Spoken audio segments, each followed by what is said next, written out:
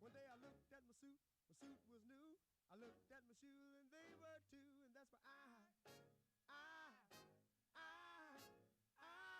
oh, love the little girl of mine.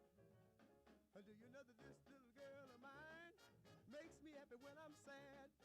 This little girl of mine loves me even when I'm mad. She knows how to love me right down to a T. If she does any wrong, you know she keeps it from me, and that's why oh, love the little girl of mine.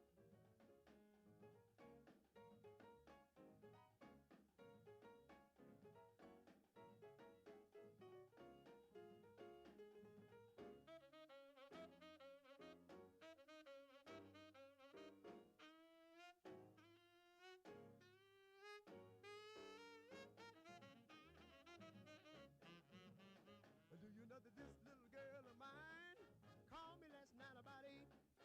This little girl of mine told me that we had a date. She said that she'd meet me at 8:45. Believe it or not, but she was right on time, and that's why oh, love the little girl of mine. Do you know that this little girl of mine knows how to dress so neat? This little girl of mine stops the traffic on the street. When the fellas start whistling, well, I don't mind. I can't blame them because she is fine. That's why oh, love the little girl of mine. And that's why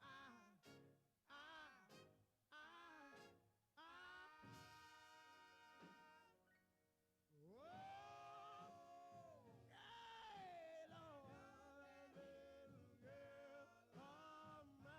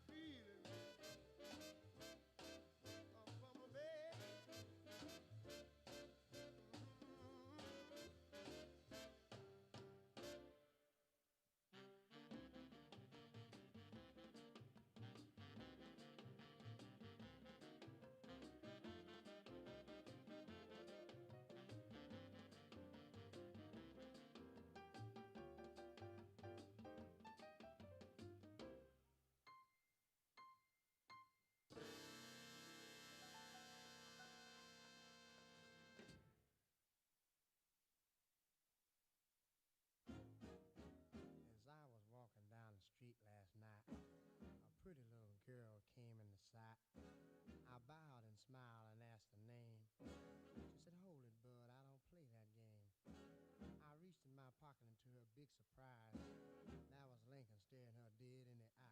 On a greenback dollar bill, just a little piece of paper coated with chlorophyll. She looked at me with that familiar desire. Her eyes lit up like they were on fire. She said, "My name's Flo and you're on the right track. Look here, Daddy, I wear furs on my back. So if you want to have fun in this man's land, let Lincoln and Jackson start shaking hands." On a greenback dollar bill, just a little piece of paper coated with chlorophyll. I think we are. Oh,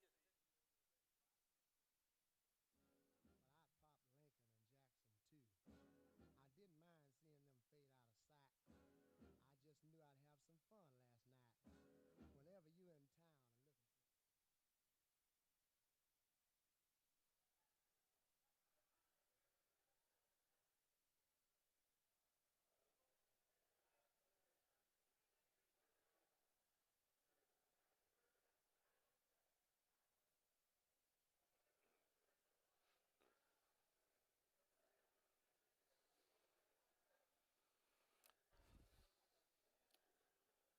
I'm going to test this. There it is. I think we have sound. Can you hear me okay?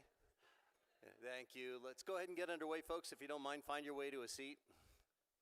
I'm David Douglas. I serve as Provost and Dean of the Faculty here at the college, and I am simply delighted to have a chance to welcome you to this session, Educational Forum. And we've had a series of these recently, and I find each one is, for my taste at least, more productive than the last. I feel that we're developing a kind of a rhythm in terms of engaging these issues of the day, and I hope that you're finding the same. If this is the first time you've attended one, welcome. If it's your fourth or fifth, welcome. And this evening we have a terrific panel of experts to lead us through the issues. And so my job is to just make a few remarks about education at large, which doesn't seem to be in the press much lately. And so, I confess, as I was approaching this policy forum, it occurred to me there's just too much to be said, and I wanted to approach it obliquely, from an angle on the bias, because all the things that we could talk about, we can't talk about all of them. And so, where do we start? And I was actually struck 2 weeks ago. My wife and I were catching a flight out of the Boise airport. And you need to know she flies for a living. And so, she prepares for every contingency. She packs warm clothes, cold clothes, clothes in case it's wet. She packs snacks. She packs medications. Anything that you can imagine goes, a little hat because it makes it look like a Berenstain Bear.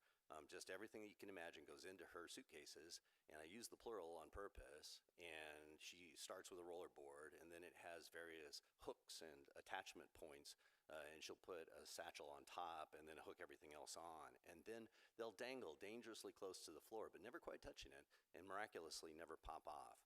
And so we were going through the queue to get on the plane, and they were checking the tickets, and she's in front of me, and she went ahead and had her ticket checked, and then she moved on into the hallway the way one does, and I'm standing there, and the gate agent, who clearly didn't know that we were together, looked at her and then looked at me just as she was out of earshot and said, "There's a lot going on there." And of course I rushed after her because I couldn't wait to share that with my wife, confident that she would find it as hilarious as I had. Turns out she didn't, it actually, at first. But eventually she came around to see the humor in it. And then for the last 2 weeks, 2 weeks since that moment, that's become our new favorite phrase in the Douglas household. There's a lot going on there. And I was reflecting on the kind of elegance and poetic value of that phrase, just 6 words in which that gate agent had managed to capture a whole feeling, an attitude. It was like a haiku, right? It was right there. It was a wonderful bit of language. And so as I approached this event, it struck me all of the things that we might be thinking about and speaking about. There's a lot going on there.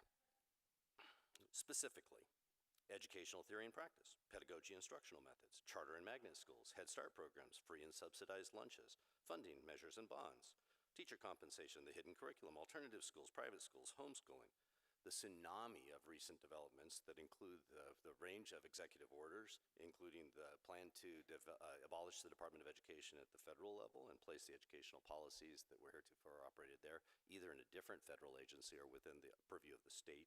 That would relocate a responsibility for disbursement of funds including Title I funding for schools and extra, provide oversight to children with extra needs, including schools with large populations of impoverished students and schools that serve children with disabilities. At the collegiate level, this level, it would relocate responsibility for Pell Grants, which are the largest federal disbursements for undergraduates, to the states. There's also been a series of orders having to do, legislative bills as well as DOJ actions having to do with DEI initiatives, including Defending Women from Gender Ideology Extremism and Restoring Biological Truth to Federal Government, EO, which changes the interpretations and provisions of Title IX. These are very long titles to the EOs. Protecting the United States from Foreign Terrorist and Other National Security and Public Safety Threats, that's the title. That enhances and tightens vetting for all visas, including F1 and J1 students, particularly those from nations not favored by the administration. And you may see the visible diversity here in Caldwell that's brought to this campus by virtue of, over the last several years, we've had in excess of 100 countries represented in aggregate. And we have students they come to us from the South Sudan, we have students from Palestine, we have students from the Marshall Islands, Indonesia, Malaysia, all over the world.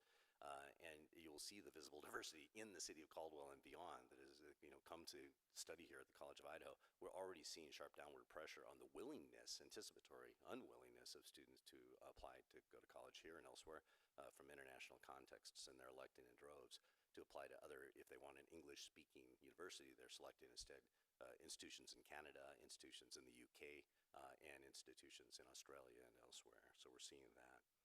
Not to be outdone, and of course that's just two examples.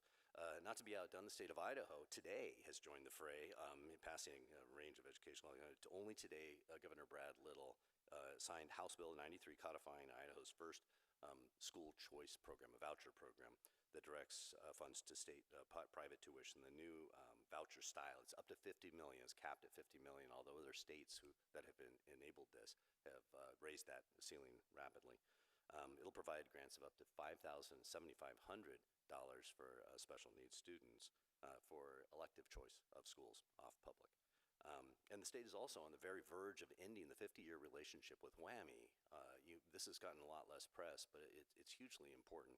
This is the University of Washington Medical School. I think we currently have 9 students from the College of Idaho who are alums who are there moving through that pipeline.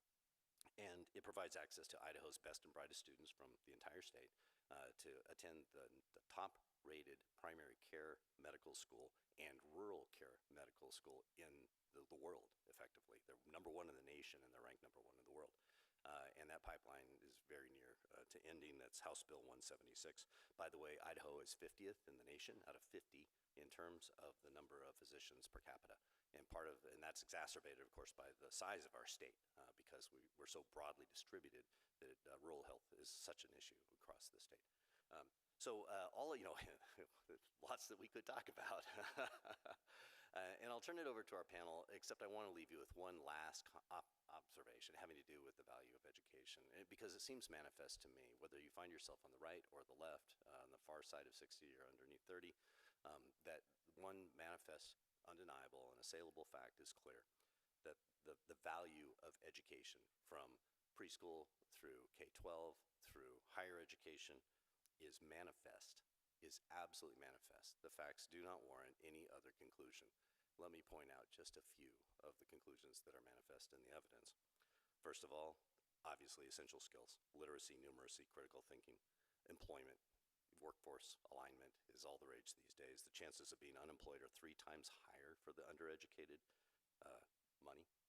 The U.S. Census Bureau data show that folks who are highly educated earn $1.6 million more over the course of their lifetime earnings. It improves health. People who have more education tend to have lower risks of chronic disease. They're more likely to make informed health choices, eating a balanced diet, exercising regularly, avoiding harmful behaviors, smoking, excessive drinking. They also have better access to health care services, more likely to use preventative measures, regular checkups, for example. All of this leads to a longer life. One representative study found 16% difference between the undereducated and highly educated, 8 years of additional life. It's not just about the individual. When anyone, any level, becomes educated, it benefits the entire community. There are higher tax receipts from all these extra earnings, increased public awareness about important social issues, lower unemployment, lower draws on social services, lower teenage pregnancy and birth rates, Education increases civic engagement. Individuals with more education are 26% more likely to vote. They have more time for recreational activities. They're able to take on different hobbies. They have a higher standard of living in general, and they express more satisfaction about their life and the choices that they've made. The list goes on and on and on, and each of these is linked to an empirical study. This is not just stuff I made up. My point to all of this is to say, again, wherever you are on a political spectrum, on a spectrum of belief, education is a public value and a personal value. And so I'll yield the floor now to McKay Cunningham and welcome our panelists to the conversation. Thank the rest of you for coming to this evening.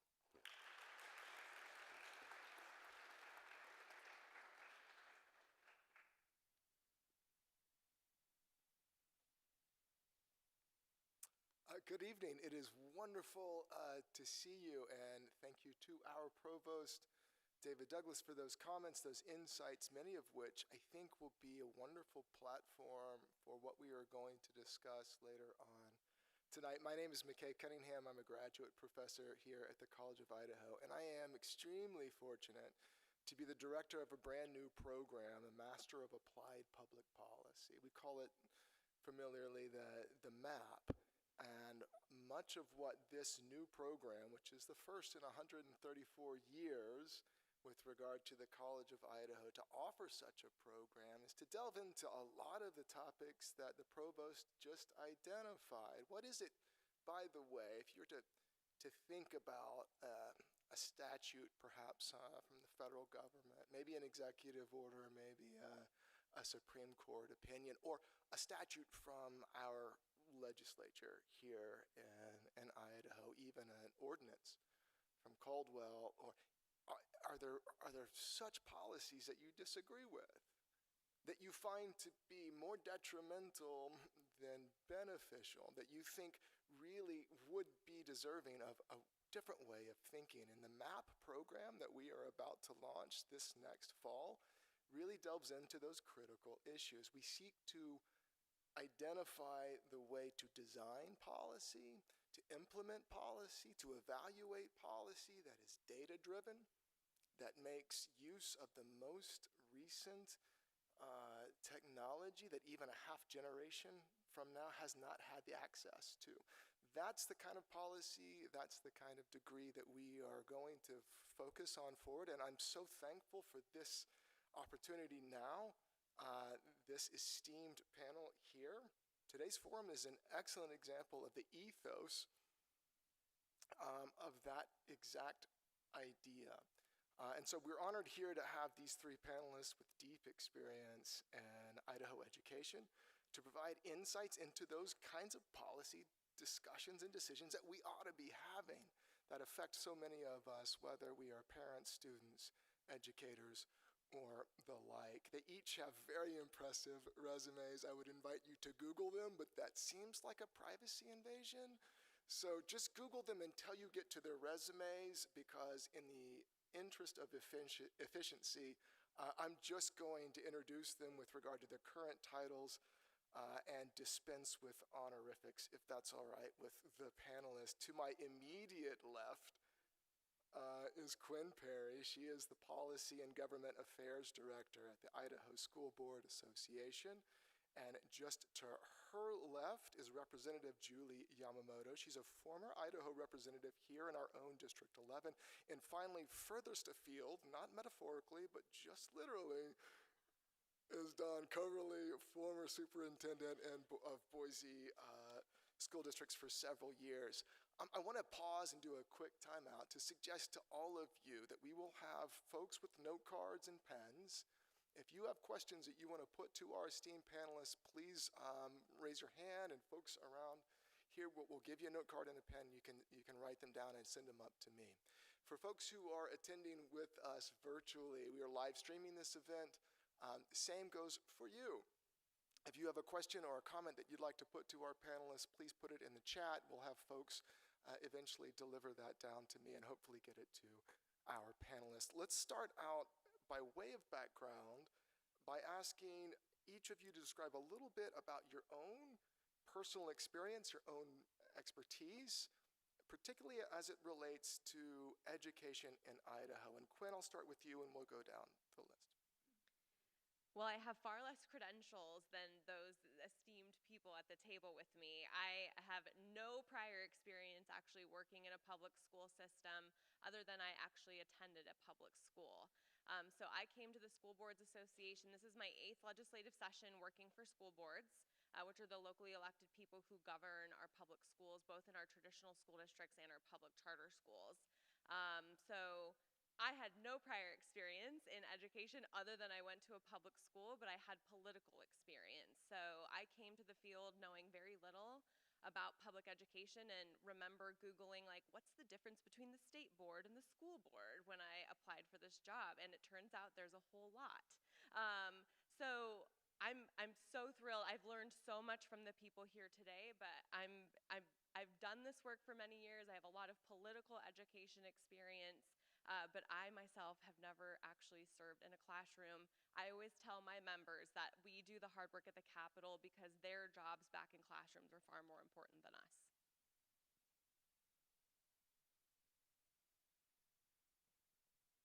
See, and I went to school too. I can turn on a microphone. She gets good use of it too. So I always knew I would teach. I always knew from when I was a little person. And then first thing that would happen is I would start complaining about how things were going. And my sister said, well, you can complain or you can do something about it. And so I started my administrative career. And I was an administrator at an elementary level, a high school level, an alternative school, opened a charter school that I'm still on the board for that, on the board for Idaho Promise, the academy, the Idaho Promise, which is the Idaho Youth Ranch, and just still involved in going into schools, because when I hear all these things about what's going on there, I think there's really only one way to know, and that's to go in and see and hear for yourself. So I still am in Lions Club, which allows me to still get into schools and see what's happening, what's being said. And I think that that boots on the ground experience is something that has served me well, whether I was a teacher or whether I was an administrator, and even as a legislator. Go to the people who are doing the doing and decide for yourself then what needs to happen.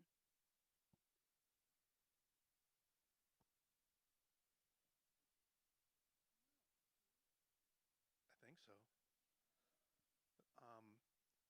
So a little bit about myself. I actually was an Army brat and lived all around the world and didn't move to Boise till I was in the 10th grade, but I went to Bora High School in Boise and then went to the U of I and then to Boise State, then to U of I again.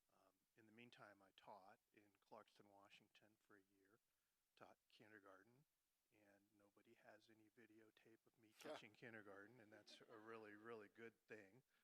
Actually, we do have some video.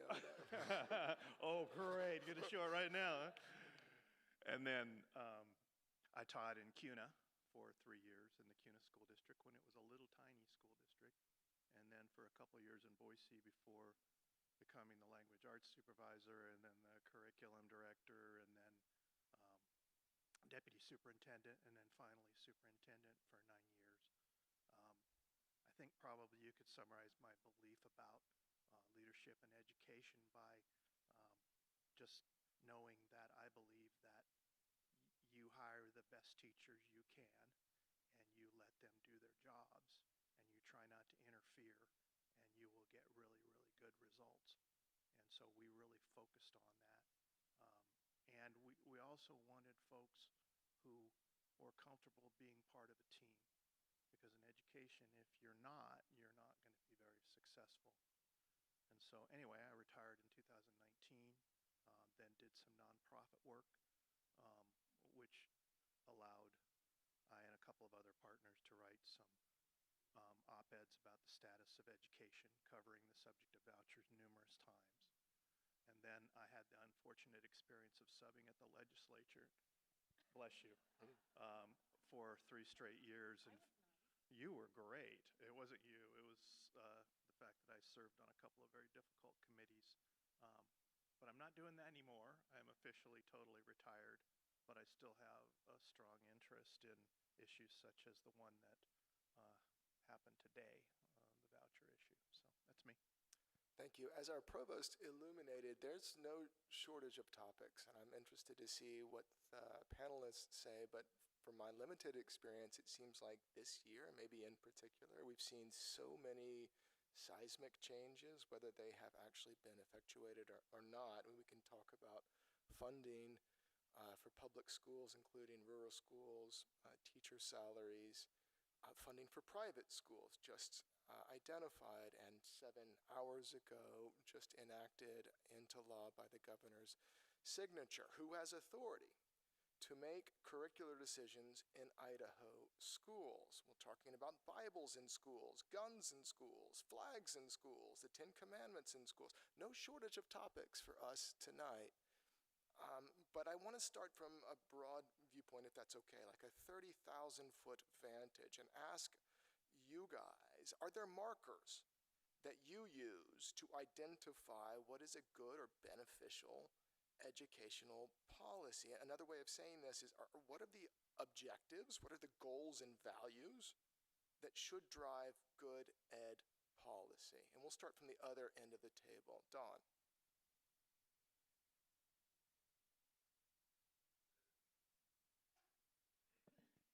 I mean, it's going to sound trite, but it has to be good for kids. I mean, and so many of the things that I've seen the last few years are really not even about kids. They're about controlling adults in the school environment. I sat in House State Affairs when the Guns in Schools bill was introduced last year, and it was fascinating because I thought it was ludicrous that there were so many issues with it, and it didn't really revolve around what was good for kids. It revolved around control. And, but unfortunately, it got out of committee on a 13-2 vote with the 2 Dems. I was one of them voting against it. And then it stalled out, did it not? I think in Senate State Affairs, it didn't make it, but that's a perfect example, I think, of when policy is really not directed at where it should be. So that's mine. Good one. So first of all, there should be a problem to solve, and that seems to be tough for some folks. We seem to want to manufacture problems, and I guess if you just, maybe now I just call it the GOP platforms, because if you just look at the litany of what it started out was, there was a preamble and then there were just a few, but now it's like a little mini booklet of the things that need to happen in someone's mind. But are those things actually a problem? And when I would ask about that, they would say, well, not yet, but it could be. And so we always have to be operating in the not yet. And to some degree, like with AI, I think we should be operating in we should be thinking ahead and trying to anticipate. But some of these things, there should be a problem to solve. And then there needs to be, what are the benefits to it? What are the harm? And the first rule of thumb is just like with the medical profession, first do no harm. And that should be something that we look at right away. And then what is the cost? The cost to the taxpayer, but then the cost to those who are doing the doing. And I said this before, why don't we talk to the people who are doing the doing? Is it a problem? What are the ways we could solve that? Does it always take a legislative action to do that? Or is it something that we can actually have a conversation and that some things can get done without things having to be codified into law? So that would be what I would say is, and I would go with the personal cost being utmost, not just the dollars. I think both of these points are beautiful, but Dawn's point of, is this bill good for kids, is a question that I don't see leaders asking themselves enough when we debate public policy that's impacting particularly our public schools. I think one really significant marker that I would advise to anyone who's like new to the political scene is, do the stakeholders who all have a constituency that they represent how are they addressing the public policy piece before them? And I'm actually going to go back to an example that Dawn used, which was the Guns in Schools bill that we actually saw last legislative session, which would have essentially allowed any Tom, Dick, and Harry to carry a firearm in our public schools without any notification to the school administrators who, by law, have the statutory responsibility of protecting the health and safety of pupils. It was opposed by every education organization, like the school administrators, us as the school board members, the teachers associations, but also all the law enforcement groups. So when you come to a political committee that is debating a policy that usurps decades of tradition, so in Idaho, we already have laws that allow school boards to authorize staff to carry firearms, because in Bruno Grandview and in Garden Valley, Idaho, where it's possibly 1 hour for any law enforcement officer to get to their school, that makes sense for that community to do that.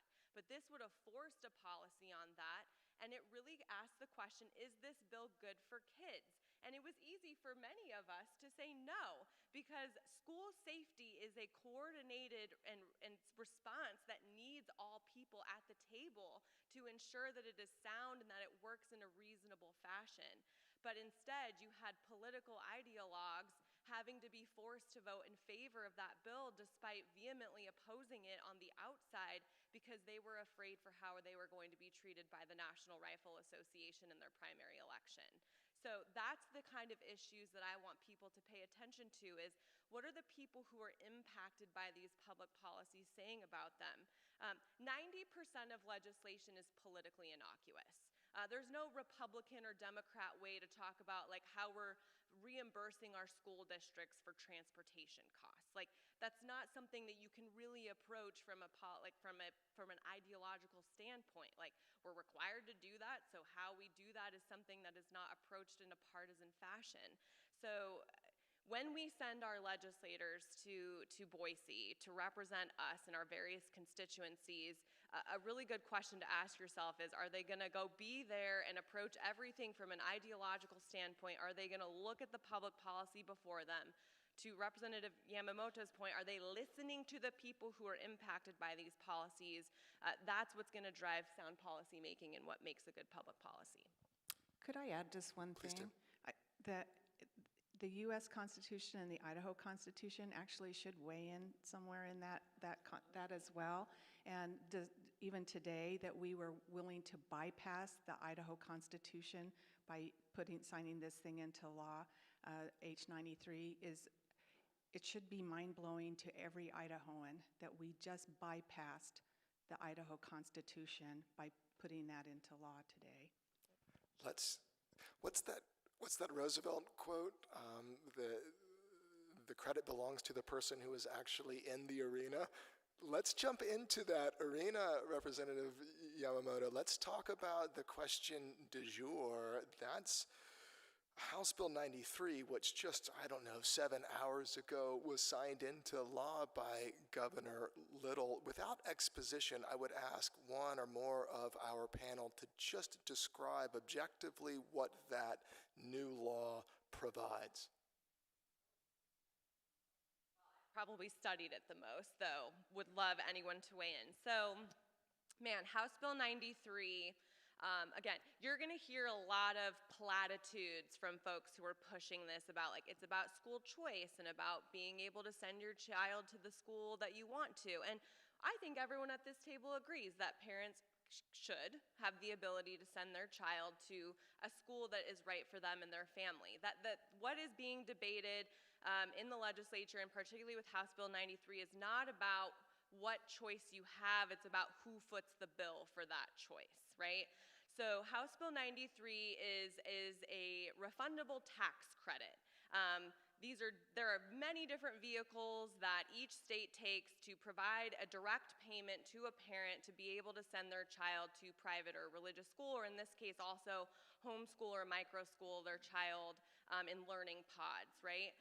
House Bill 93 provides up to $5,000 or $7,500 per child, per family, for the use of particularly private school tuition or other expenses when you're providing homeschool. So there's a couple of things about House Bill 93 that particularly I think folks should really be aware of. One, the average, so they do have a priority. You have, they do say that you have to have a priority, or the tax commission may give priority to families who meet up to 300% of the federal poverty level, which in layman's terms for a family of 4 means about $93,000. But because they use the federal poverty level, the more children you have in your household, the more money you can make in order to be eligible. The other kicker in that bill is that it's actually retroactive. So the governor signed it into law today, and now it's available January 1, 2025. So that money is going to start to go out as soon as the tax commission has an application available and anyone can apply for it. So they are allowed to give priority to families, but as soon as you are eligible and receive the refundable tax credit, then you are grandfathered in and you get it every single year moving forward. Okay, so that's one thing for you to really be paying attention for. It is capped at $50 million, but we're anticipating it to grow up to $334 million at least by fiscal year 2027, and that's because we know that they will create a waiting list that they'll bring to the legislature to say, oh, look at how many families have applied for this tax credit who have not received it, and that would, $334 million would essentially count for what we know as the families who are choosing to private and homeschool their children. What else about harassment? A couple of just like really grinds my gears things about this bill. To the $7,500 for students with disabilities. Like, I don't think I need to repeat this, but like private schools selectively choose their students, and many of them are very open about denying students their ability to enroll if they have like a learning disability or special need or a need that exceeds the capacity of the school. So it is unlikely that very many children with special needs will actually use this refundable tax credit because private schools often do not admit students who have disabilities. Also, to be diagnosed with this ability to have a $7,500 credit, you just have to have a diagnosis from a healthcare provider. They don't actually specify what type of healthcare provider you need. So does a podiatrist able to diagnose your child, or a chiropractor, a physical therapist? It's not clear in the law what it is. The other thing is, if you're familiar at all with special education law, please, sorry, I can really rant, so somebody should stop me. No. I really want to get into exactly what you were talking about, but I also wanted to kind of set this. No, I wanted to set the stage a little bit first by just identifying what the law provides before we kind of analyze it. And my sense is that of our panelists, all three of you are not big fans of this particular law, and one of the things that we want to do is be open-palmed about this, and I'd like to ask you to do something that's impossible, and that is to identify what proponents of this law have argued, and to do so as well as you can without exposition. And I'll leave that to the entire panel to do so as you see fit. Well, what else does it do? What else do they say it does? Representative Yamamoto? Well, and I think you really hit it at the beginning, is that the response that they're going for is that if the public schools are taking care of the 99, this bill will take care of the 1. And so there's a kind of a religious reference to, that Jesus would go looking for the 1 and not leave 1 behind. And to your point, I feel like that we all do believe this. And they have actually taken the part that I take issue with about changing the Constitution, and they see that as it is the greatest civil rights issue of Idaho right now, is that we are not meeting the needs of all children. And, so that, to me, I think those are their two most salient points. And then the other one is that it's a $50 million thing. It's going to come up every year, which actually it wouldn't necessarily have to, because it is not a line item now. It's not something that the legislature is going to see that it's $50 million and now it's $100 million and then on. Thank you so much. Now let's get into a full-on analysis of it, if that's all right. We're not leaving it. We're going to get deeper into it. The governor has suggested, or did in the State of the State address, that he would not veto it unless 4 criteria were met: fairness, accountability, responsibility, and transparency. And let's take these in order. Let's start with fairness, and I'll open it up to the entire panel. How does this bill, which was signed into law 7 hours ago, how does it score with regard to fairness? What does fairness even mean as it is associated with this new law? Yeah, go for it. Sure, I can do that. We happen to have written an op-ed that addresses all 4 of those a couple weeks ago. But I'm going to have to preface it with a statement. I'm sorry. We've been fighting this battle for 6 years. I've never believed that public money should go to private schools, and especially not to religious schools. When the governor and the state superintendent both said, we're going to propose this proposal, this $50 million proposal, and then said, we're going to put these guardrails around it. And the bill that I sign is going to have to meet, though I'm getting a little emotional, because it's going to have to meet those criteria, the ones that McKay just described. I was foolish enough to believe that. And so we wrote an article talking about how it doesn't meet any one of those criteria. So let me give you an example from the article. Is it fair? No. From the bill, from House Bill 93, a non-public school shall not be required to alter its creed, practices, admissions policies, or curriculum in order to accept students whose payment of tuition or fees stems from a refundable tax credit under this section. Is that fair at all? No. Absolutely not. And it also didn't meet the other 3. And so when we wrote this, I thought, well, shoot, he's going to read that, and he'll say to himself, I need to veto this. Far be it for me to speak above President Trump, apparently, who wrote a letter to Governor Little encouraging him to pass the bill. But doggone it, if you're going to say that in the state of the speech and then ignore it, don't say it. That's the way I feel about it. I just feel like, honestly, I feel like we were lied to, and that really bothers me. Let's talk about money, what's fair. So when I first wanted a car, I had a used car, and the reason I had a used car is because it's what I could afford. And then as I started teaching, it's still what I could afford. And my mom and dad still had to bail me out on stuff along the way. But to my point is just this, and you know where I'm going with it. If I want a more expensive car, then I need to be willing to dip into my pocket. I need to be able to save. I need to be able to do whatever. Maybe I do what apparently one of our representatives, she talks to her dad, and he and his wife help with the tuition costs for their grandkids as well, because it is expensive, and I totally get that. But the way that taxes work is that I would doubt that anybody in this room, if you looked at what you pay, what is your percentage of your tax bill that actually goes to public education? And even if we looked at that the whole budget is 61% of the Idaho budget, then maybe what somebody gets back is 61% of what they pay in.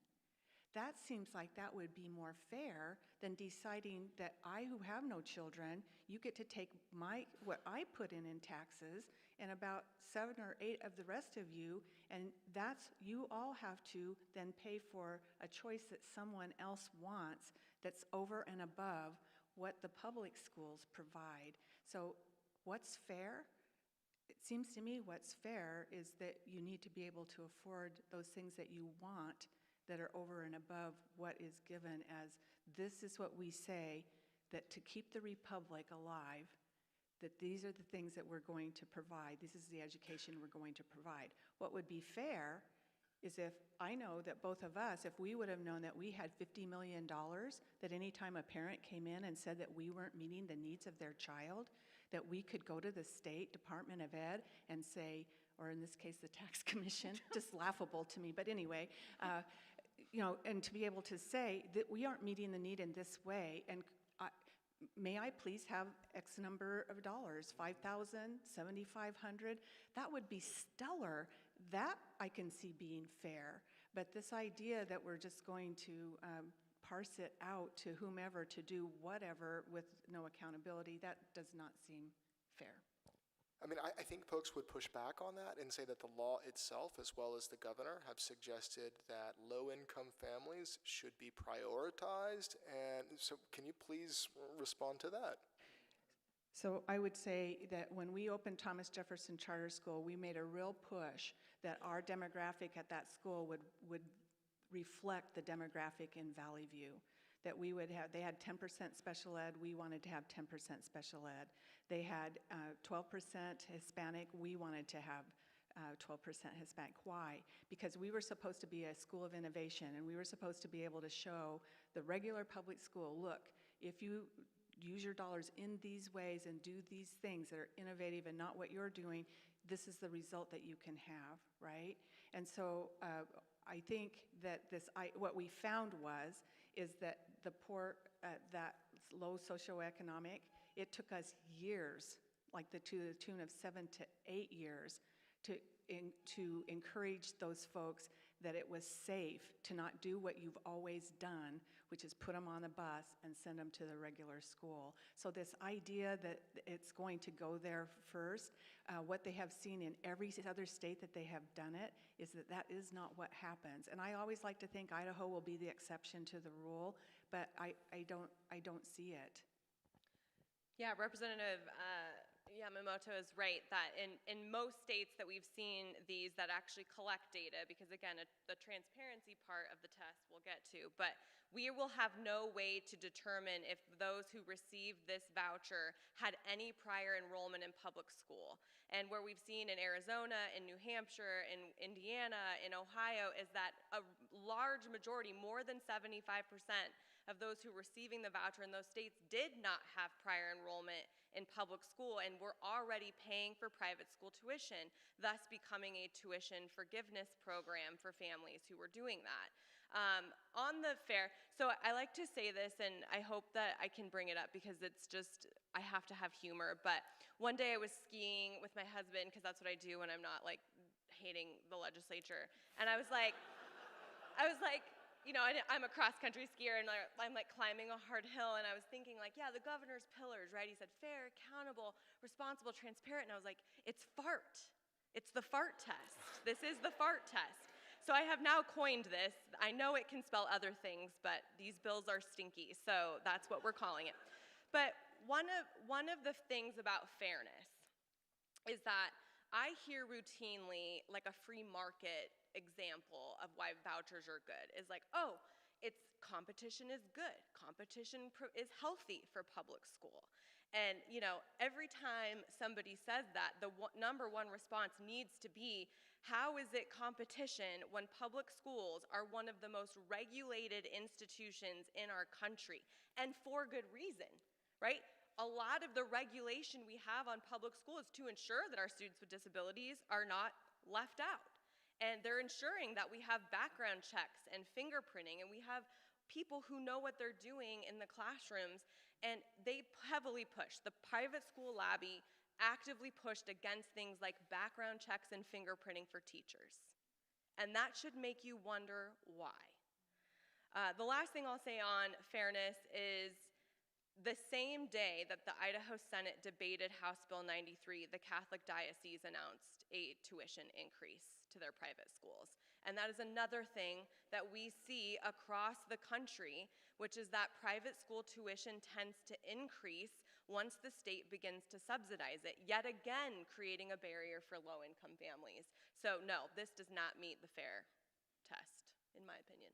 Let's move on to accountability. I think that some of the things that you guys have mentioned have already kind of bled into that topic. Public schools, as you have noted, are robustly regulated from curriculum to assessment to learning outcomes and the like. Do private schools that are now receiving public funds, do they have to comply with those regulations, and if so, to what degree?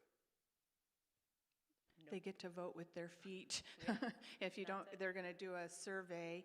And then I saw that just probably to make us feel an inch better, there's also going to be a portfolio about, how is everybody doing out there. And I just, to me, it's not accountable. If anyone would have ever said that an Idaho Republican legislature would ever let money go out with really no strings attached, I would have laughed them out of the room. It is just unheard of. And in fact, that is what the House Ed Chair said in an interview, is that that would never happen. Obviously had not read all the way through H93. Yeah, H93, as I have it in front of me, says that a non-public school shall not be required to alter its creed, practices, admissions policy, or curriculum in order to accept students whose payment of tuition or fees stems from a refundable tax credit under this section. I also have a quote from Superintendent Alan Howlett of Coal Valley Schools, which are private religious schools.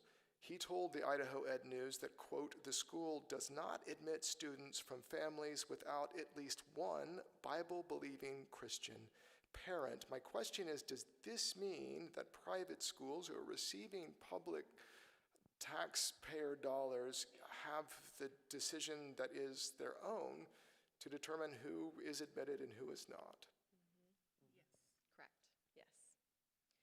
So yeah, the accountability. So I will use terms like student achievement testing, though you may have seen another quote from our governor this week saying that he doesn't think that public schools have enough accountability either, to which every school administrator in the entire state of Idaho probably cried at their desk when they read.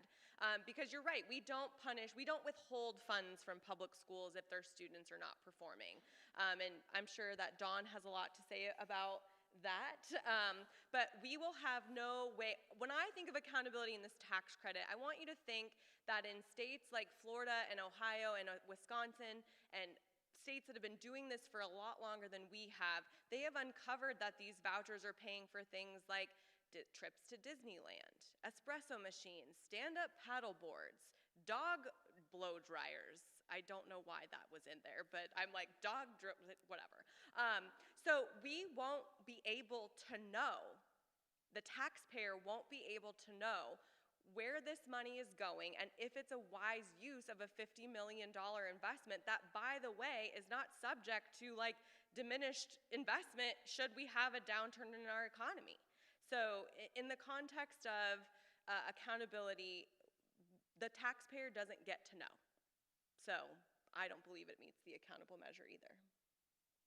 Yeah, part of a good accountability system has to be some sort of an assessment that all students take.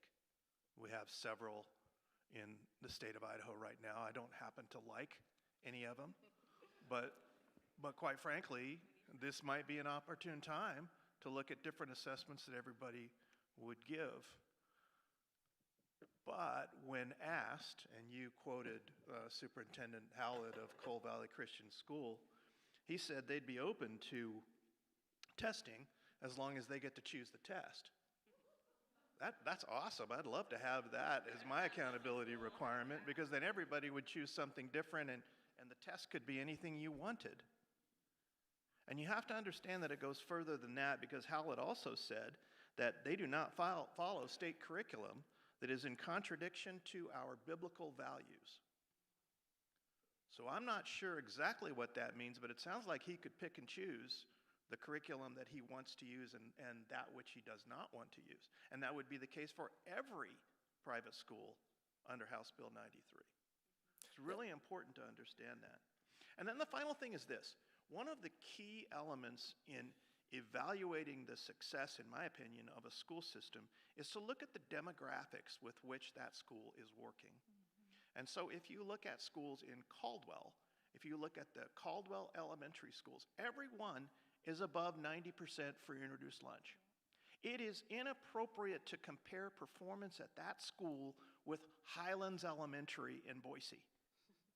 But if you look at Idaho Ed News, thank you, but if you look at Idaho Education News, every year they do a ranking of the top 10 to 15 schools in the state by test scores, leaving out demographics.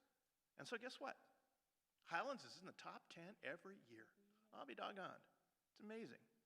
So there's nothing in House Bill 93 about even knowing what the demographics are. I would love to compare Bishop Kelly High School to Boise High. I would love to do that, and they don't want to. That's the real truth about this whole thing when they say, well, the kid, they'll vote with their feet. No, they don't want the accountability, in my opinion. So I guess I'm being controversial enough in this, aren't I? Well, Don, I mean, you just identified that you do not even like the assessments that public schools have. So how can you then turn around and say, well, private schools, their assessments are not any good either? I mean, pick a lane. I appreciate you asking that, or making that comment. There are good assessments out there. Well, for years in the Boise district, we used end-of-course assessments that really allowed us to assess the things that students were learning in a particular grade. Let's say U.S. History 11. It'd be really nice to know how all our kids were doing across the state in that content. But what we get now is kind of a mystery test. You really don't know anything other than the level at which they say your kid's scoring, okay? That's one example. The Iowa Test of Basic Skills gives a nice item analysis that everybody can look at and use to improve instruction. So it's the ideal time, especially if President Trump does away with some of the testing requirements at the federal level, which is where all this stuff comes from, quite frankly. The ISAT is a federally mandated assessment. So in my opinion, it would be the ideal time for everybody to get on board with a particular assessment and then to have the demographic information so it can provide people comparative statistics that mean something rather than just ranking the schools with the best demographics as the top 15. I can do that without giving the test.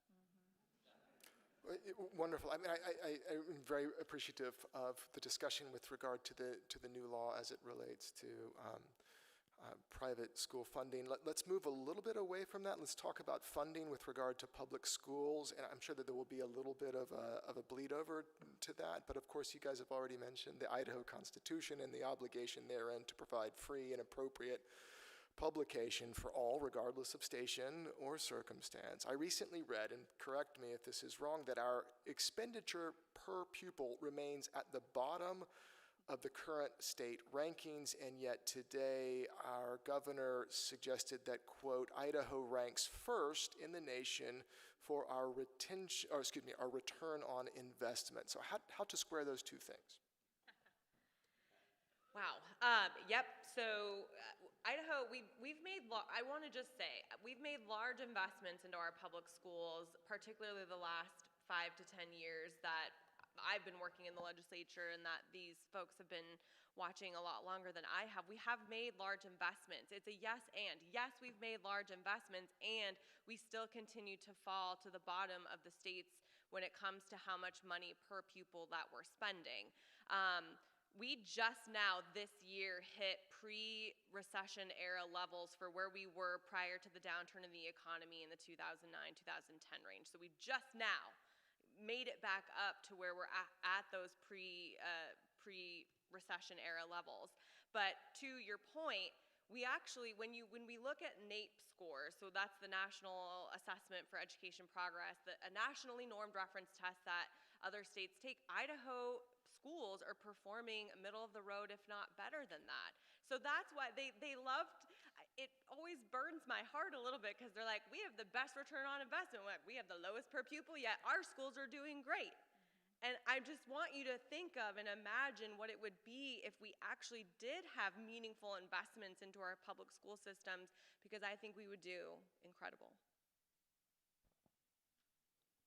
like not have schools that are falling down around Correct. kiddos' heads and raw sewage under floors and all that good stuff. And I think that you can't, the fact that you can keep starving a system and that they keep overperforming time and time again is such a tribute to our teachers, and that they actually are there for the right reason.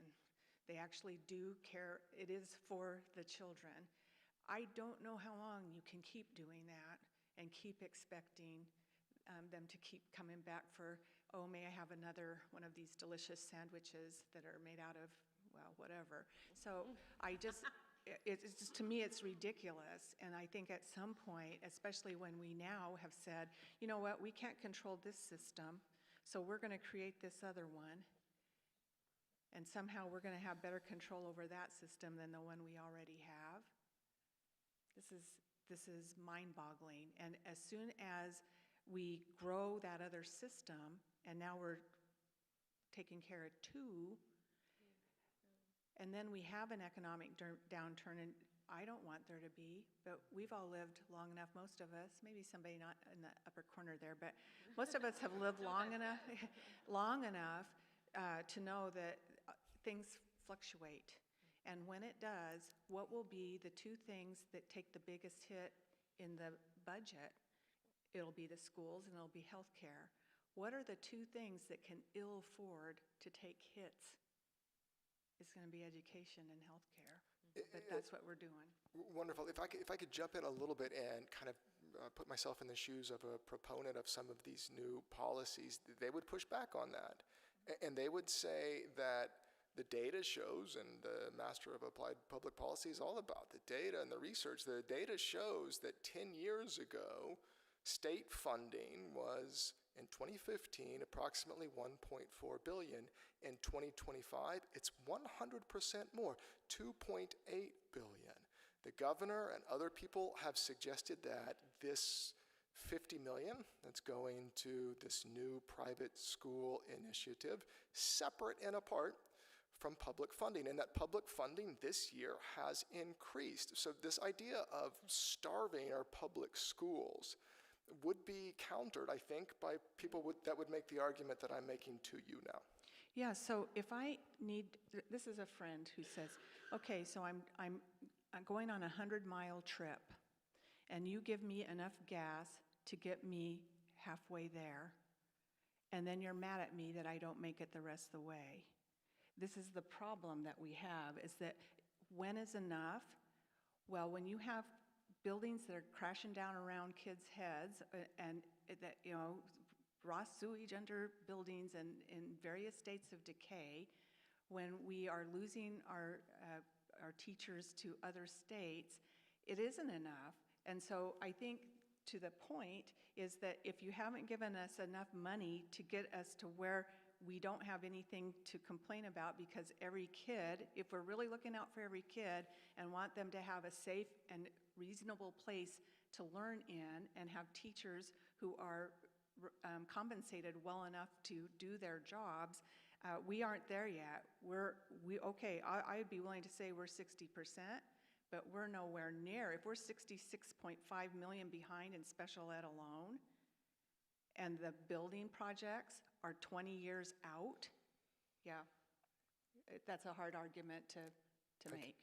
I think too, whenever you hear that rhetoric, we've thrown billions and millions or whatever into our public school systems, again, that is not untrue. So in 2015, where it started to change was when Idaho had a proverbial moment where we decided it was probably not going to work to only pay our teachers like between $25,000 and $34,000, right? So Idaho's legislature made big 10-year investments into our career ladder, which is what 87% of any public school budget is salary and benefits for our teachers. So we have made leaps and bounds for our teacher salaries, and I think that contributes to a lot of the money that they point to, and that is vastly important.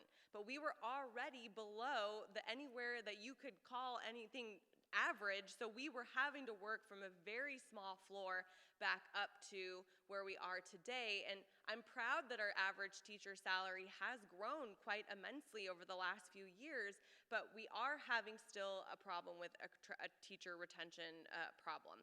The other thing is, like, last year alone, so my guess is when they're counting this number, they don't actually extrapolate for us, but there are a lot of large dollar public school investments that are in the public schools budget but actually don't go to public school operations. I'm going to give you a couple of examples. One of them is Advanced Opportunities, which is a really awesome program where Idaho students are given $4,625 to go use towards dual credits or AP exams or other core subjects that you want to seek outside of your public school systems.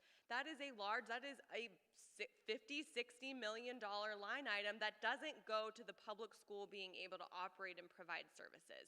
Last year they passed House Bill 521. We keep alluding to it. That was a bill that created essentially a statewide bonding program for school facilities that came in at $1.86 billion, and that is a huge investment. But many of our rural schools are going to get less than $500,000 in a 10-year period and are expected for that to help cover their facilities issues. So we have made large investments. Not all of them have been targeted and strategic in the right way. And I just have to say, Idaho has one of the most archaic funding formulas that you will see across the country. And it's been a long-standing fight. Probably my second session I've worked in public schools, I still have trauma from the funding formula days. But we still are having those fights. But Idaho only funds students based on how many show up on an average 28 weeks. That's really been a problem since COVID. And a lot of our public schools are facing budgetary problems due to the limitations that exist in how we fund our public schools. Yeah, that's a wonderful point. And we're going to get into those kind of funding formulae here in a little bit, which have been a topic of discussion for many, many years. Just before we get there, I kind of want to ask you guys a little bit of a different question, and that is, should schools do more than just education? In American Falls, for example, nearly 70% of the students come from economically disadvantaged backgrounds. Here's a quote from the superintendent there, Randy Jensen, who said, quote, "Some do not have access to books at home, a quiet space to complete homework, support needed to reinforce learning outside of school. Others may be dealing with food insecurity, housing instability, other hardships that create barriers to academic success. Schools must provide additional wraparound services, after-school programs, and outreach efforts to bridge these gaps, but we can't do it alone." That's the end of the quote. What is the obligation of public schools, particularly as we're talking about these funding questions as it relates to wraparound services as identified by Superintendent Jensen? Yeah, let me respond to that in a couple different ways. Who's going to do it if we don't, quite frankly, is one of the responses. And so I'm gonna point to the Marsing School District. They've got an incredible superintendent down there who's been really committed to providing those kind of wraparound services. And if you know Marsing, it's not exactly a wealthy community. It's a community where students need a lot of assistance, and so he really implemented a community school program in Marsing, which has been immensely successful and helps kids who need clothing, who need interpretive services, who need all sorts of things. In Boise, different example, we went to Salt Lake City and saw a community schools program in action and came back and thought, we need to do something like this. And because our community, that we have schools like Highlands, like Hidden Springs, like Shadow Hills, like Roosevelt, that are 5 to 10 to 15% free and reduced. We also have schools that are 90. And so we wanted to focus those community school helps at those schools, like Whitney, which is 95% free and reduced, like Whittier, which sits on the edge of Garden City, is about 90%. A number of schools, Morley Nelson up on the bench. We wanted to focus those assistance efforts at those schools, provide regional help whenever we could, on the bench at Morley Nelson, for example. But quite frankly, that program has been awesome. And we've seen it in other school districts now. I know Caldwell's doing quite a bit with that too. And I guess the answer to the question really is we have to provide that kind of assistance if we want to improve those kids' lives and have them be more ready when they get to school to learn. And so, anyway, we did a lot of work in that area. Did that answer your question? I think it did. I mean, I think if someone, I want to get to other topics, but I think if someone on the other side would respond to that, they would be, well, where does the line stop? And when is it that government largesse and helping a student goes from the classroom to wraparound services to doing everything else? And I think that would be kind of a debate to have. And I'm happy to talk about. Speak to it just briefly? So the other side of that happened in House Ed 2 years ago, and the representative said that he didn't believe that he thought the kids should have to work for free their breakfast and lunch, right? And there was outrage by some, and they wanted to know why I didn't call it down. Because I said, because you need to know who you're dealing with. We need to understand that. And this idea that when would tax dollars best be utilized?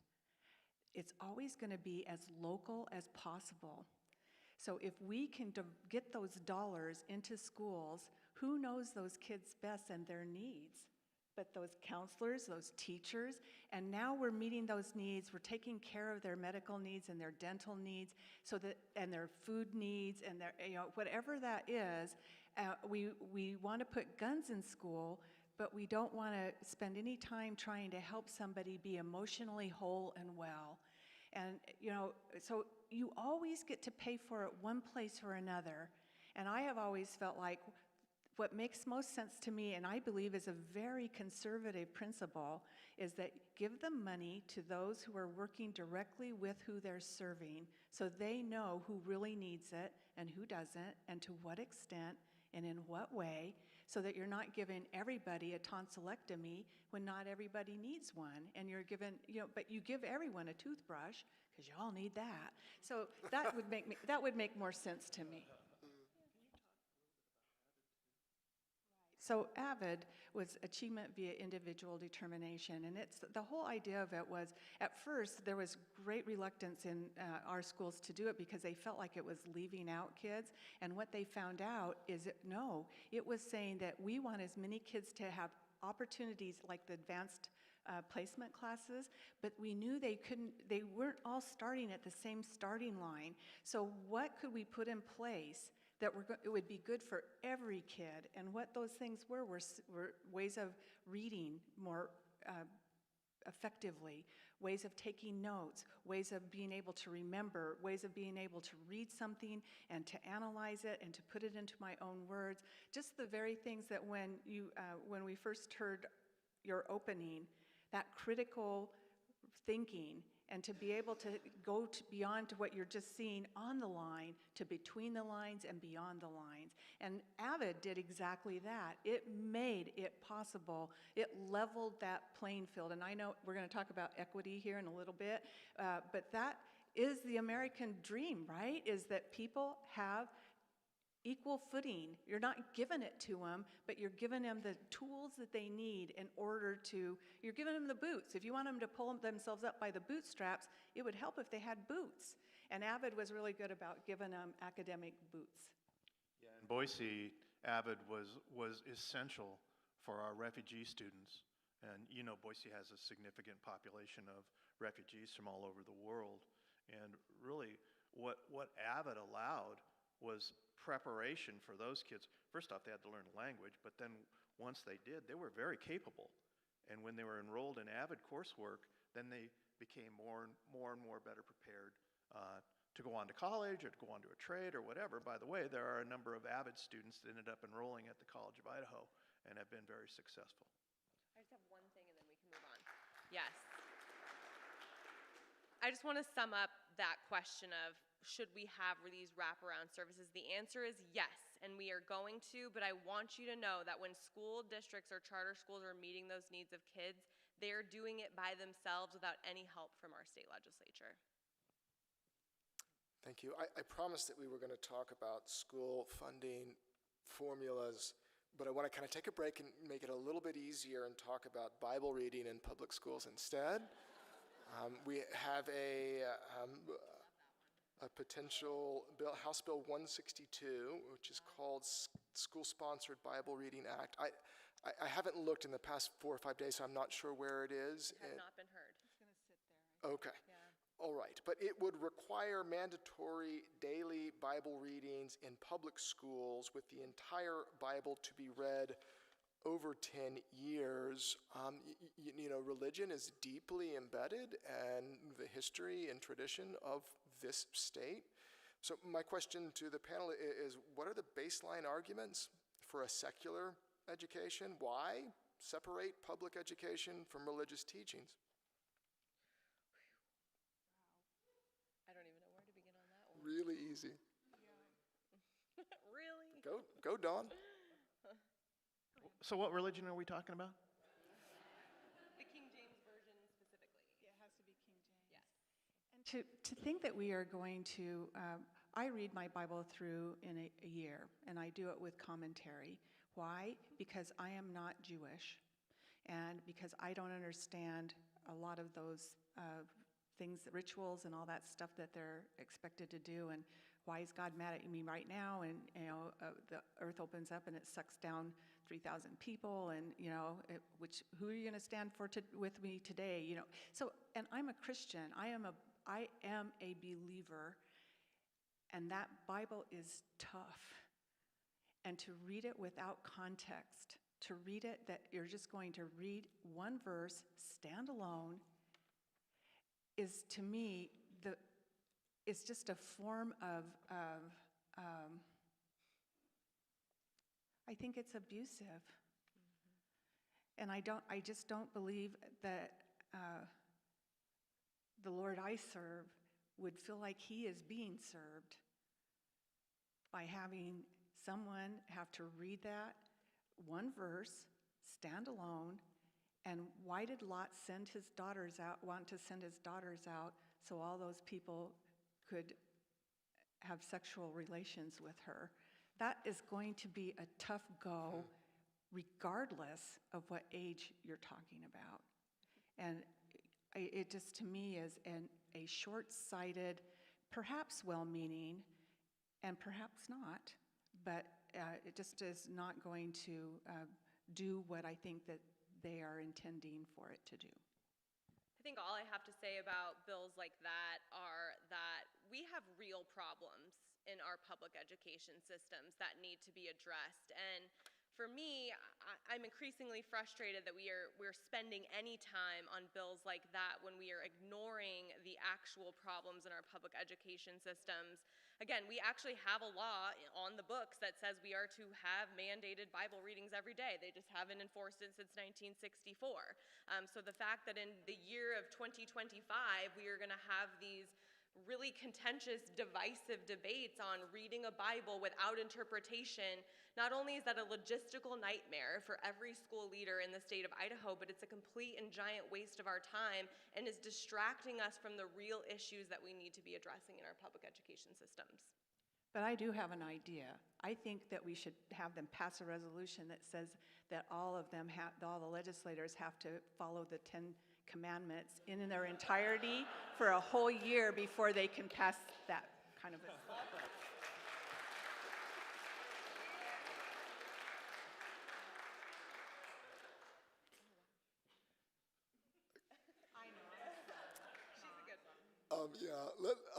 We're going to turn the crystal and talk about the idea of who should decide. We've got a whole range here, right, from the federal government and the Department of Education, which may be not long for the world. We've got our Idaho State House, which has created laws like the ones we were just talking about. We've got the education, the State Board of Education, and then we've got the parent. And so there's a bunch of questions on who should be able to have the decision-making prowess with regard to the education of a particular child in this state. So I'm not even sure what the question is here, but what do we make of the Department of Education in the federal system and it possibly going away, and how that would affect who gets to make decisions as it relates to education to Idaho school children? So I'll just start by saying that my mom wants to move to a different house, and I said, well, let's start with finding the different house and before you sell the one that you're in. And that's what I would say about the Department of Education. Let's talk about what do we need to see, and let's put something in place before you just do the disappearing act. And I know it's tempting. When I was a little kid, I always wanted stuff to happen immediately, too, to wave my magic wand and just have someone or something be gone. And but when you grow up, you understand that, well, I guess you don't, but you should understand that we should have a plan in place that makes sense before you just do away with something.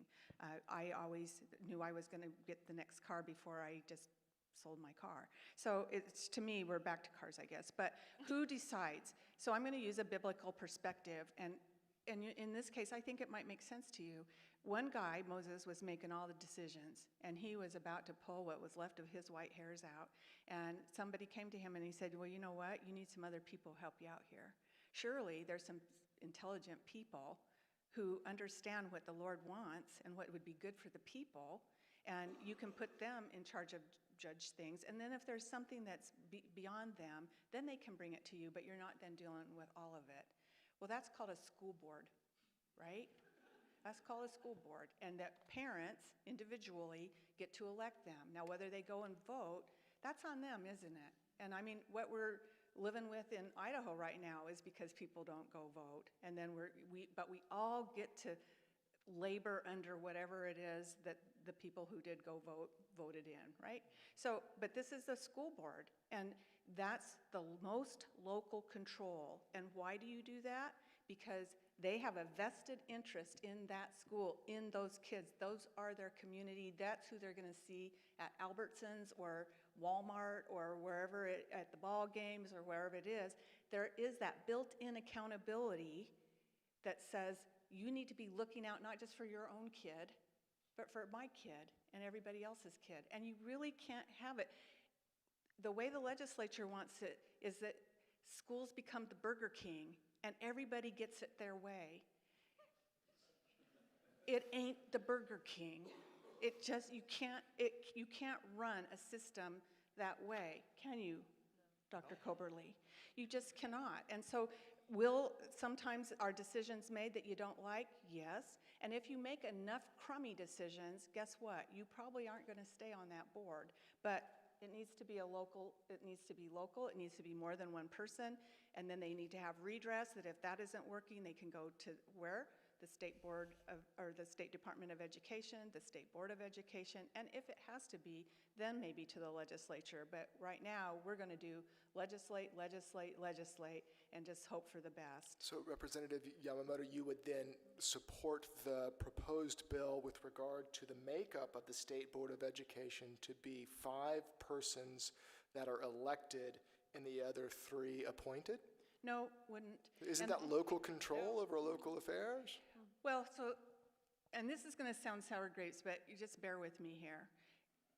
When we close the primary, and you have 55,000 people that supposedly you represent, and 45,000 registered voters, but you have less than 17% show up in the primary, so you have a couple thousand people who are making a decision for the whole 55,000. And until we fix that, no, I don't think. I think that we're better off looking at somebody who looks at the whole state and tries to not allow for the loudest and the most activated people to have an inordinate representation and voice. And to be able to say, your voice is meaningless. That's what we have right now, because now I'm in charge and I get to pick and choose whose voice has meaning and whose voice does not. No. It's crazy to me that we have are close to out of time.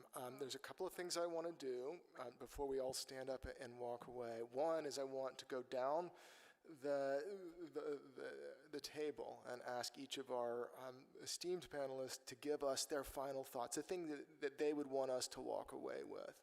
The second thing we're going to do is we're going to sit tight, because in between you and me and all of the drink and food that's awaiting us here is one final speaker, but I can virtually guarantee that it will be worth the wait. So first we're going to do down the table for 45 seconds or so for each, and then we'll have our final speaker. Okay, I've been thinking about this a lot, especially as I prepared, knowing this legislative session after we lost excellent pro-public education candidates in the primary election, that America was one of the first nations in the world that decided we were going to educate every child within our borders, regardless of where you lived, what background you came from, or how you showed up at school. So I think that attacks on public education are anti-American, and I hope that's something that you all think is true as well. We are in a critical and pivotal moment in Idaho. As today, House Bill 93 was signed, I really want you to pay attention to what begins to happen to these conversations, where we're going to see a ramp up in spending for these private school tuition subsidies, and I guarantee you we will see a disinvestment in our public schools. I cannot point to a bill in the legislature today that is making meaningful investments into our public school systems right now. And why we're here is because what she said, people are not paying attention to the closed primary elections that happen in May. May is the only election that matters in our state. So pay attention to the May election. It is absolutely critical. We are going to move into a very different direction in education, and that is the one message I want you to pay attention to. And I wish I could say she was wrong, but I think she's spot on. So this is what I would ask you to, in addition to the May matters, is that what I see happening is fear and anger has taken hold. And when that happens, stuff gets said. And if I said this in Boise, I'm going to say it here in Caldwell at my alma mater, College of Idaho. Hone your BS detectors. Know BS when you hear it, and then do something about it. There's, when you think that does not make sense, it's probably because it doesn't make sense. If it seems like there must be more to the story, it's probably because there's more to that story. And then don't do, this at 10 o'clock or whatever time that was when he signed the thing, I was tempted to go into a depression, into a funk, and just think, oh, why are we bothering? Why are we bothering? And why are we wasting your time with this? Because we are Americans, we are Idahoans, and we aren't going to put up with this crap anymore. So let's get busy and let's go and vote.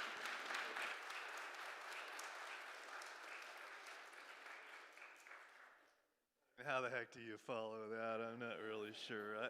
I had just a couple of brief comments. I don't know where you think the money's going to come from for this voucher program, but let's hypothetically say it gets to $350 million. I expect that in 5 years. Okay, $350 million. So, do you think that the legislature is going to appropriate an additional $350 million for vouchers? I got news for you if you do. For vouchers, yes. No, an additional $350 million. The problem is going to be that they're going to take from other areas. And one of them is going to be public ed, just as Quinn said. That's what's happened in Arizona, except it's been worse. They can't fix their roads. They're having trouble with public services. And it's because they blew a hole in their budget. Okay? Just one other thing, because we didn't even get to address DEI. I apologize. Good deal. I'll set you up. Let me set you up. I just want to address one piece of it, and it's equity. Okay? And what is equitable? So I grew up in the Boise School District. I was a teacher there. I was an administrator. And when I started out in the Boise District, there were very, very few women in administrative positions. Right, Gail? Very few. 2 or 3 at the most.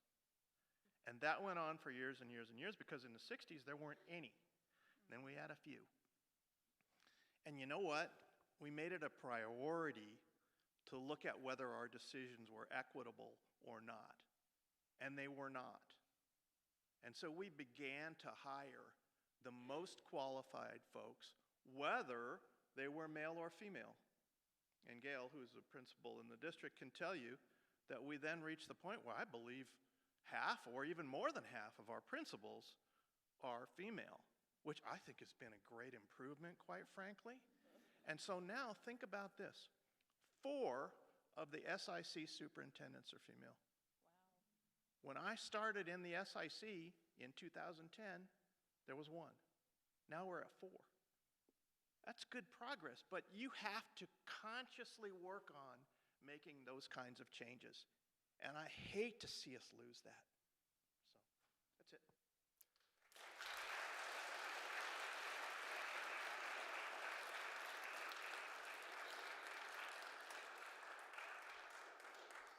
Thank you so much to our panel, and I'd like to now introduce and welcome Dr. Stelios Panayiotou for our final remarks.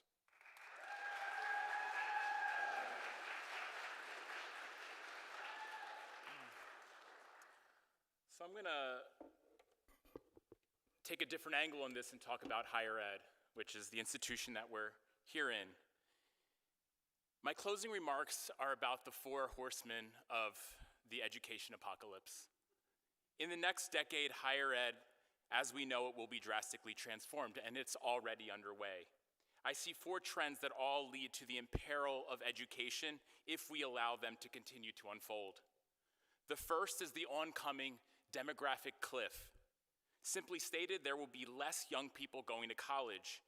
This is the result of a sharp drop in birth rates after the Great Recession in 2007 when people had less kids.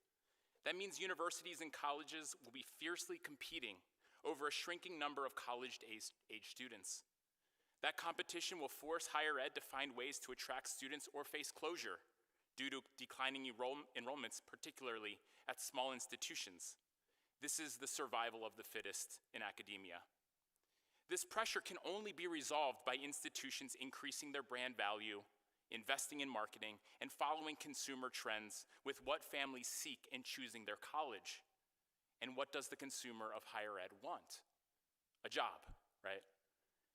Higher ed is increasingly seen by American families as an investment that must pay off in terms of a good quality job. And I do not fault these students and families for this demand. After all, they face a pervasive threat that the fast-paced, emerging, technologically driven AI world will leave them behind if they can't prove value to employers. It is this anxiety that motivates the typical college-bound young person. They come to college already shaped by the market pressures to choose their major wisely in order to not waste time or money on disciplines that do not pay. This means that the college setting is growing unequal in student interests. Certain areas like business, accounting, STEM, health and health sciences, data analytics, engineering, computer science are booming, while other areas are losing enrollments. The social sciences and the humanities are in crisis. Disciplines like sociology, history, literature, philosophy, political science, the fine arts, education, foreign language, and others are seen as not paying off. What has been saving these disciplines is general education. These requirements act like hydraulic pumps, forcing students to flow through academia into the various departments to expose them to different ways of knowing. Gen Ed is a feature of the liberal arts mission. Children of the liberal arts and Gen Ed are capable of more complex thinking, more likely to be civically engaged and prepared for the dialogue, debate, and exchange of ideas needed to have a democratic society, more adaptable to a rapidly changing world, and more able to understand diverse perspectives and values of a pluralistic society. Yet to the young person anxious about the future job market, this is all distraction from what matters most. Gen Eds are on the way out or will be circumvented in various ways now and in the future. Gen Ed is archaic from the position of the market. Instead, colleges are selling technical skills training, reduced time in college to get students out into the job world quicker, bigger majors, pre-professional pathways, micro-credentials, certificates. to signal employability. This is the fast foodification of higher ed. I think we're on the same page here. The typical student doesn't want the multidisciplinary, well-rounded, explorative journey in college. They want to get through the drive-through and get the biggest and best value degree for the lowest cost in the least amount of time. And again, I do not fault them, but it's changing education. The next development compounds the last and further hollows out from the inside the goals of the liberal arts. This is the pervasive integration of ChatGPT and large language models that drastically deteriorate the quality of student thinking and work. Like a corporation that outsources production to some factory to cut costs, students today are readily outsourcing their thinking to ChatGPT. I hear that I should be teaching my students to use the technology, not restricting it, as my syllabus states. This is their future, I am told, so I'm actually doing them a disservice by not encouraging their use of it. I'm just a backwards Luddite to many. Yet there's one fatal problem here. If we're teaching them how to use the AI now in whatever field, how do we know that by the time they start the job to use the AI, the newer versions of AI won't have already surpassed that training itself? How can we even know what skills to teach our students for AI in the next 5 years if 5 years ago we could not have even predicted the power of ChatGPT today?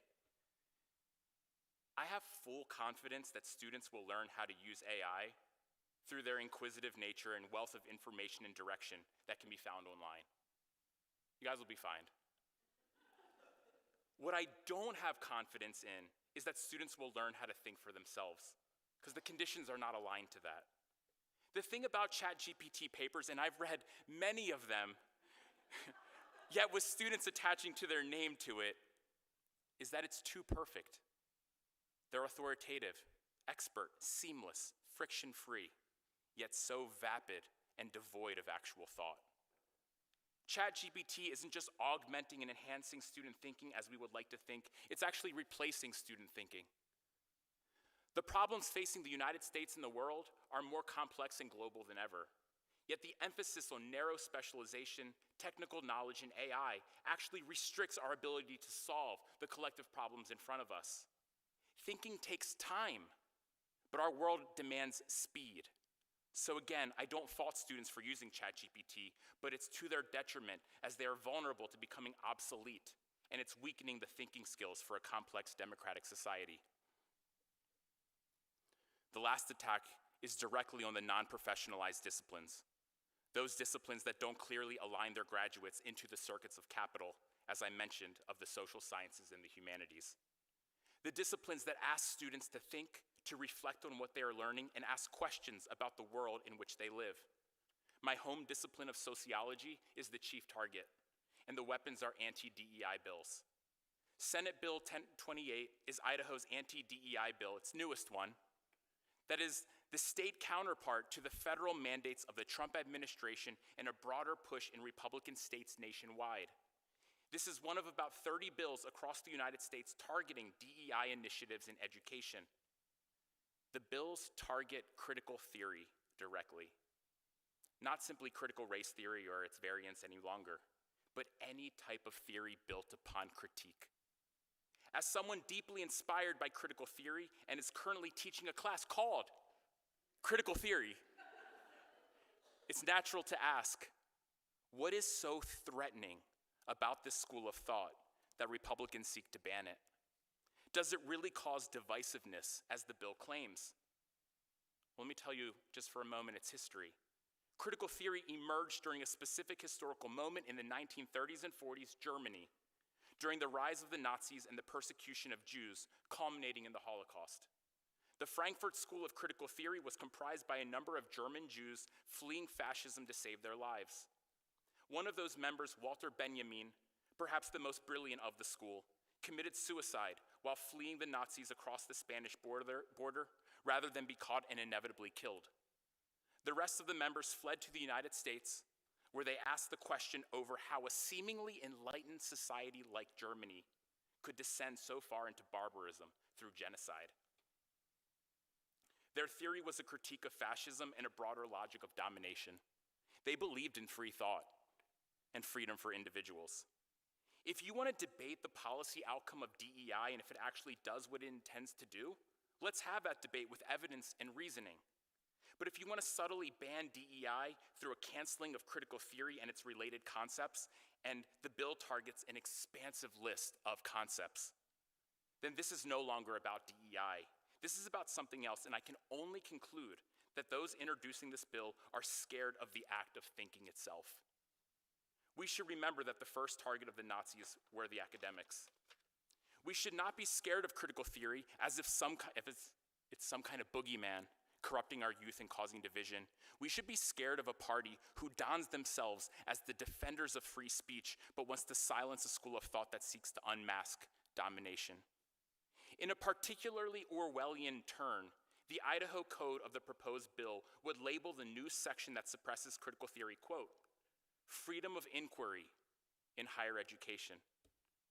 Yet this freedom of inquiry would ban critical theory.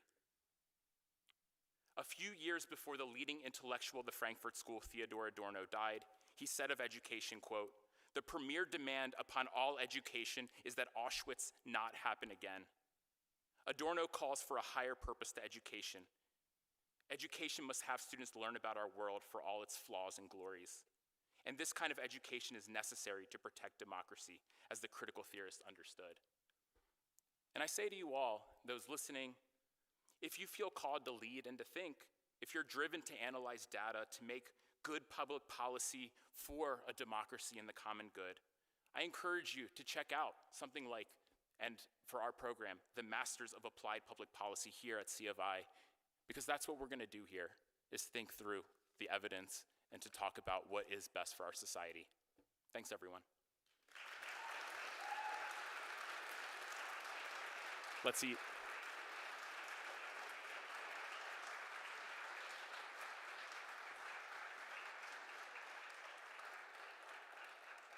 Thank you, Stelios. Thank you, panelists. Let's go have something to eat. Let's go have something to drink. Let's talk. Let's converse. Thank you so much for being here today.